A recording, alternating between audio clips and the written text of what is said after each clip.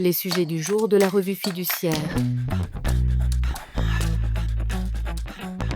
Premier sujet de notre JT. Du rappel à l'ordre à la sanction. Un employeur du secteur de la propreté avait adressé à l'une de ses salariées, agent de service, une lettre dans laquelle il formulait à son encontre des reproches précis, lui rappelait un certain nombre de consignes respect du planning et utilisation du badge, et l'invitait à respecter ces consignes sous peine de licenciement disciplinaire. La salariée a contesté cette lettre, qui consistait selon elle en une sanction. C'est en vain que l'employeur a tenté de faire juger qu'il s'agissait d'un simple recadrage, qui, en tant que tel, ne pouvait pas donner lieu à annulation. Les reproches formulés dans la lettre et surtout, la menace d'un licenciement disciplinaire en cas de non-respect des consignes conféraient bien à cette lettre la nature d'une sanction. La qualification d'un rappel à l'ordre est importante, car en cas d'assimilation à une sanction, l'employeur se trouve dans l'incapacité de punir par la suite les faits invoqués, puisqu'il est justement censé les avoir déjà sanctionnés. Deuxième sujet de notre JT. Faute de gestion, une condamnation indépendante de la situation financière du dirigeant. En cas de liquidation judiciaire d'une société, son dirigeant peut être condamné à régler tout ou partie du passif.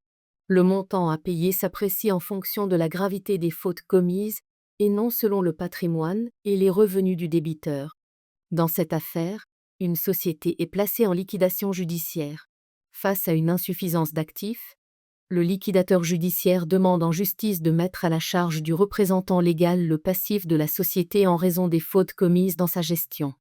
La Cour d'appel condamne le dirigeant à payer 182 000 € au titre de l'insuffisance d'actifs de la société, soit la totalité de la somme réclamée par le liquidateur. Le dirigeant saisit alors la Cour de cassation. Selon lui, le montant mis à sa charge doit être proportionné à son patrimoine et à ses revenus. Son pourvoi est rejeté. En effet, le tribunal doit apprécier le montant de la contribution du dirigeant à l'insuffisance d'actifs de la société uniquement en fonction du nombre et de la gravité des fautes de gestion commises. En revanche, les juges ne sont pas tenus de prendre en considération le patrimoine et les revenus du dirigeant fautif. Par conséquent, le montant de la condamnation du dirigeant prononcé par la Cour d'appel est validé, peu importe sa situation financière. Troisième sujet de notre JT. Facturation électronique. Une étape supplémentaire a été franchie dans la mise en place de la facture électronique.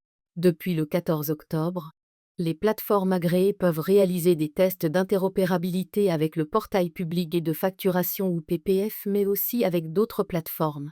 Les comptes rendus de ces tests seront adressés au plus tard le 14 janvier 2026.